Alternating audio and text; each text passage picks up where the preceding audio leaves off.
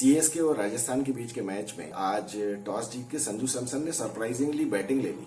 Actually surprise ज्यादा था भी नहीं, क्योंकि पिछले 2 मैचेस में वो बाद में बैटिंग करते हुए हार चुका है। तो मुझे लगता है दूध का जला छाछ भी फूंक के पीता है, तो इसलिए उसने कहा कि आज चलो बैटिंग ही पहले कर लेते हैं। जैसा कि आपने देखा, आज भी घास छीलने वाले जो पिच की रिपोर्ट करते हैं, सारे एक्सपर्ट्स सब ये कह रहे थे कि वो पिच तो यहाँ की बड़ी स्लो होती है और यहाँ पे रन नहीं बनते हैं और ये नहीं होता है, वो नहीं होता है। मैं हमेशा से यही बात कहता हूँ कि इन लोगों को किसी को कुछ मालूम ही नहीं है कि पिच कैसी दिखती है और वो कैसे बिहेव करेगी। धोनी को फिर भी थोड़ा बहुत अंदाजा था, जो उसने कहा कि यहाँ की पिच अजीब सा ही बिहेव करती है। तो लेकिन आप ये देखिए कि आज तो राजस्थान ने 202 रन ठोक दिए और ये एक्चुअली यशस्वी जायसवाल ने बहुत अच्छी बैटिंग की, बहुत ही ज्यादा अच्छी बैटिंग की। और कुछ तो उसकी किस्मत भी बहुत अच्छी थी कि जो उससे मिस हिट हुए वो नो मैंस लैंड में गिरे। तो कभी कभी बैट्समैन का ऐसा लक होता है। और आपको अगर बॉलिंग एनालिसिस आप देखें तो सबसे ज्यादा रन उस बॉलर ने दिए जिसने सबसे अच्छी बॉलिंग की, वो पतिराना, वो जो बच्चा है वो स्लिंगी एक्शन वाला, सबसे अच्छी बॉलिंग उसने की। लेकिन उसकी इतनी बदकिस्मती थी कि उसकी 4 यॉर्कर्स पे 4 चौके पड़े। और आज ये भी देखिए कि उसके जिन बॉलों पे मिस हिट हुए वो भी नो मैंस लैंड में गिरे। तो ना तो वो फील्डर्स के हाथ में गए और ना जिन यॉर्कर्स पे बैट्समैन ने मिस किया वो विकेट में लगी, बल्कि उन पे चौके भी चले गए। कभी कभी देखिए बॉलर्स का ऐसा बैड लक होता है, ऐसा खराब दिन होता है कि ऐसे में बॉलर अपना सर धुनने के अलावा और कुछ नहीं कर सकता है। अब जब डेटा एनालिस्ट बात करेंगे इस मैच के बारे, या ये देखिए जो पतिराना ने बॉलिंग की है, अब इसके 4 ओवर में 45 रन अगर पड़ गए मान लीजिए, तो ये तो रिकॉर्ड में गया ना। अब डेटा एनालिस्ट आपके सामने रिकॉर्ड लेके आएगा कि इसने तो एक मैच में 4 ओवर में 45 रन दिए हैं, जबकि ये कहीं भी रिकॉर्ड नहीं होता है कि उसने बॉलिंग कितनी अच्छी की है। आज सीएसके के जितने भी बॉलर थे उसमें से सबसे अच्छी बॉलिंग उसने की, क्योंकि उसने सबसे डिफिकल्ट ओवर्स किए। 20वां, 18वां, 16वां और 14वां ओवर करता है, ये सबसे ज्यादा डिफिकल्ट ओवर्स माने जाते हैं। और खासतौर पे तब जबकि सामने वाली टीम का स्कोर अच्छा हो और बैट्समैन बिल्कुल मारने के मूड में हो, और उनका तो विकेट्स भी उनके ज्यादा नहीं गिरे हुए थे।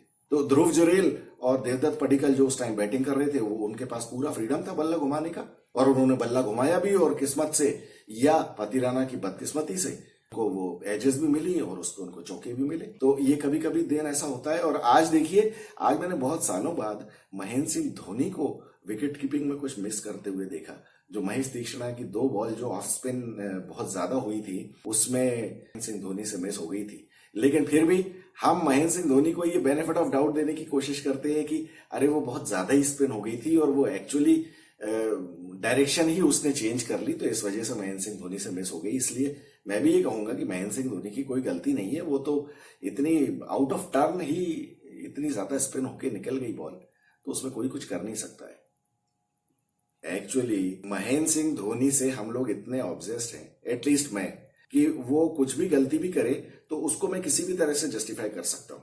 और ऐसे मेरे जैसे बहुत सारे और भी पागल हैं, तो ठीक है, वो आदमी डिजर्व करता है इस तरह की फैन फॉलोइंग। अभी मुझे तो लगता है कि ये काफी अच्छी बैटिंग परफॉर्मेंस रही आज राजस्थान रॉयल्स की। लेकिन फिर भी कोई भी आदमी पहली इनिंग जब खत्म हुई उस टाइम तक कोई भी ये नहीं कह सकता था कि सीएसके क्या करने वाली है। हालांकि राजस्थान की तरफ से आज संजू सैमसन ने एक चेंज किया, जो बैटिंग ऑर्डर में वो आज नंबर 3 पे आया, जिसके बारे में हम सभी लोग बात कर रहे थे।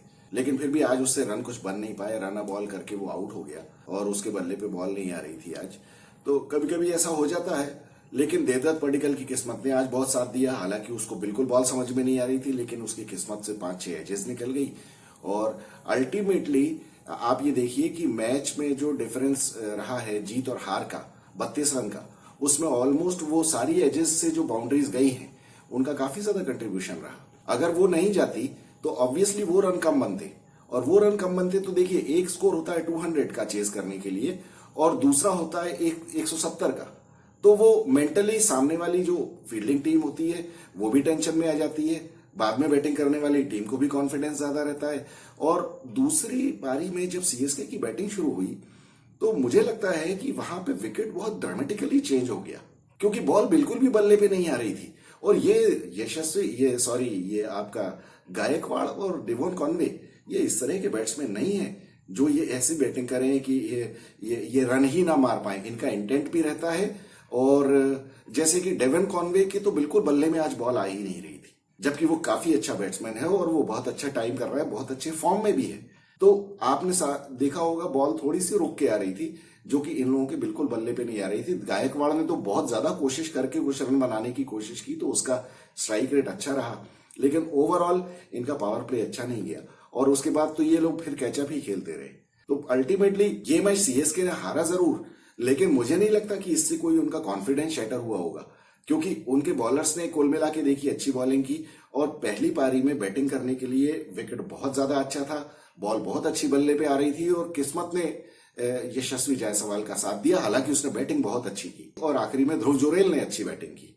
तो इस टाइम क्या था कि बॉल बहुत अच्छी बल्ले पे आ रही थी और इन लोगों ने काफी अच्छी कनेक्ट की और यशस्वी जायसवाल का तो कुछ किस्मत ने भी साथ दिया, जो कि उसके हवा में गए हुए शॉट्स वो फील्डर्स के पास नहीं गए, वो फील्डर से दूर गिरे और उसकी बॉल बहुत अच्छी कनेक्ट हुई। उसने बैटिंग हालांकि बहुत अच्छी की, लेकिन सीएसके के टाइम पे वो एडवांटेज उनको नहीं मिला। वो पावर प्ले में ही जहां बॉल थोड़ी सी रोक के आ रही थी, तो इसकी वजह से उनका पावर प्ले में वो स्कोर नहीं मिल पाया, जो कि वो हमेशा से कोशिश करते रहे।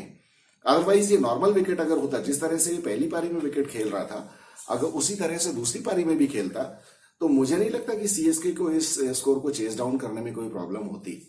जैसा कि बाद में मैच प्रेजेंटेशन में महेंद्र सिंह धोनी ने भी कहा कि डिफरेंस सिर्फ वही था और मुझे नहीं लगता कि इसमें सीएसके को कुछ पैनिक करने की जरूरत है। कि टीम अच्छा खेली और उनके बॉलर्स ने अच्छी बॉलिंग की, बहुत ही अच्छी बॉलिंग की। मैं तो कहूंगा कि पूरे मैच में अच्छी बॉलिंग, सबसे अच्छी बॉलिंग पति राणा ने की है।